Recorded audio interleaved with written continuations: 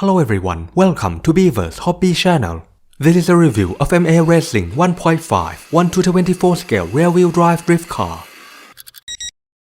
First of all, I would like to thank GT55 and ChanRC for sending me this car for a review. Please check them out, links in the description. They are one-stop shops for micro RC. Now let's get on with the review. This is a 1/24 scale rear-wheel drive drift car. To be honest, the first time I saw this, I thought if GLD and Drift Art had a love child, it would look like this.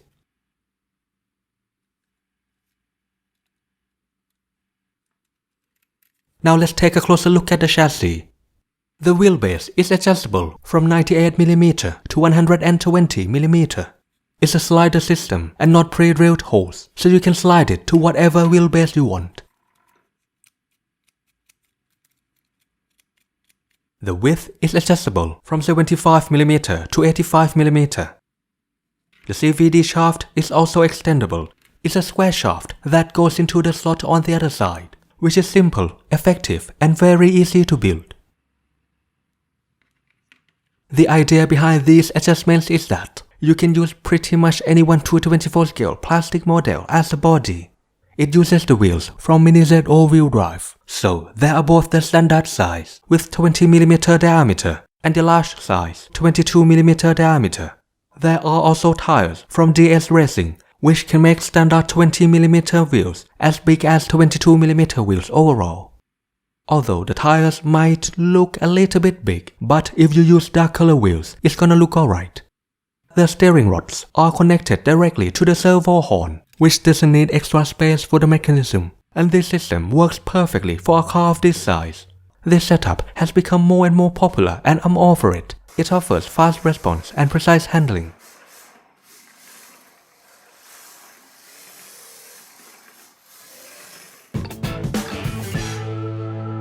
On to the adjustability. Front camber and width are easily adjustable. Just loosen the grub screw and pull the shaft in or out. The toe angle adjustment is standard turnbuckle. The Ackerman is also adjustable by sliding the servo forward and backward. Everything is easily adjustable except for the caster. It is still the old style with multiple shims, so you'll have to take the whole front apart to adjust it. Still, I don't feel the need to do that because the stock setup is already very good. As for the rear, the camber and toe are adjustable. There are 2 toe blocks included with the kit, the 0° toe and 2 degrees toe in. I use 0° toe because I try to drift at a slow speed on a small track. You can adjust the rear width by inserting these clips into the lower arms. This system is precise and stable. There are many motor mounting positions available, in front of the axle, behind the axle, and on different heights. However, I decided to go with the standard setup, in front of the axle with high center of gravity. There are many motor pinions included to adjust the gear ratio. There is no rear differential at this moment. It's just a solid axle. This makes it easy to drive, and it is predictable when putting the power down. But it lacks the adjustment and sacrifice some control in low-speed drifting. The shock is the standard format, with a ring to adjust the preload. And you can apply gear differential grease if you want to add some dampening. However, after some testing, I feel that we don't need it. The suspension is very soft and sensitive to weight, so you'll have to tune it with the body on.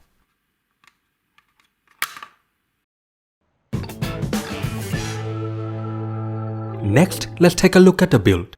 The build is relatively easy. Almost all the parts fit together perfectly without the need to file anything down, except for the rear lower carbon plate. Mine is a little bit too wide, so I had to file it out a little bit. One other thing, the rear left bearing slot is a little bit tight, but not to the point that it would outright damage the bearing. Still, I'll find a time to grind it out later, just to be safe in the long run.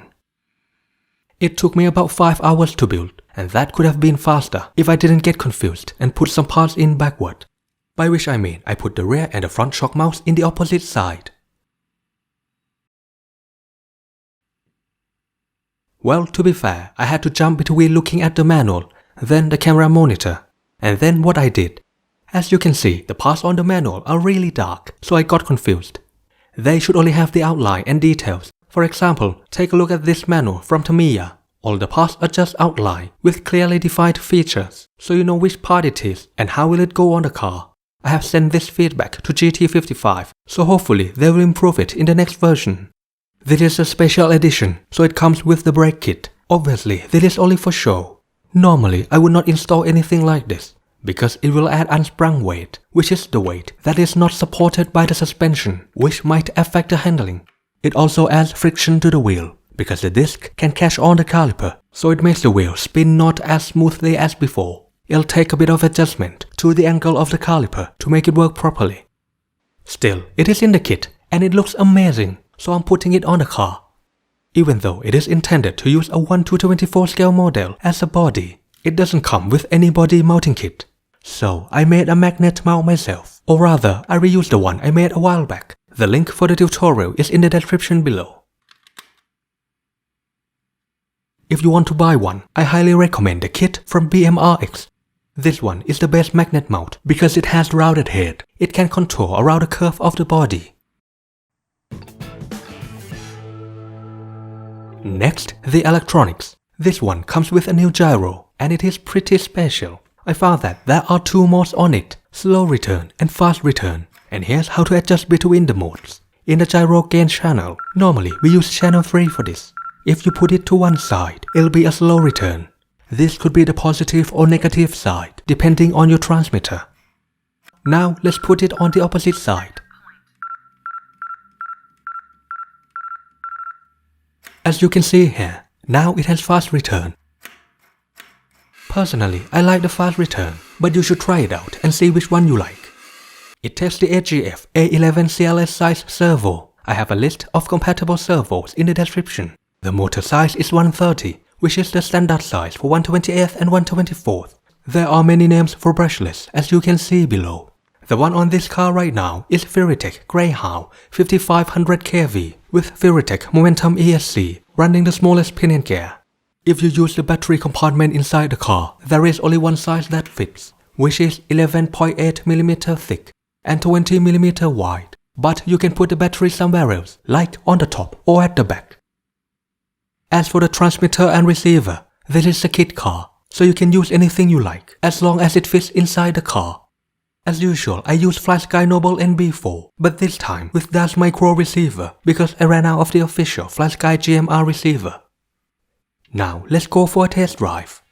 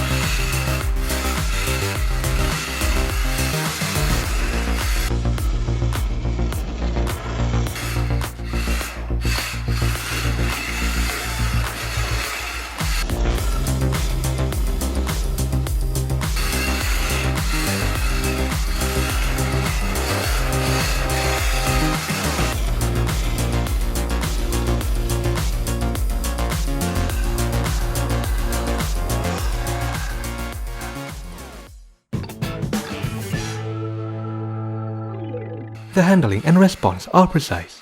It is really easy to initiate and hold the drift. It has really good front traction.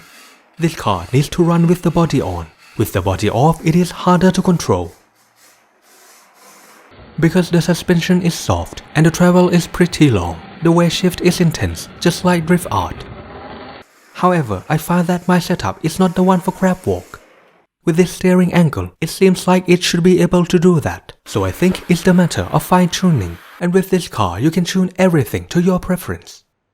Well, it is almost as noisy as the BM RX because I'm using the smallest motor pinion. I have tried a bigger one and it was much quieter.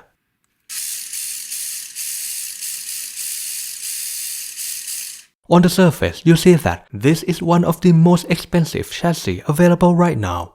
However, it is made of aluminum and carbon fiber out of the box, so there's no need to upgrade anything to make it durable. All the parts fit together perfectly with minimal tinkering. The setup is also easy, which makes it beginner-friendly. If the manual was easier to read, it would be even better.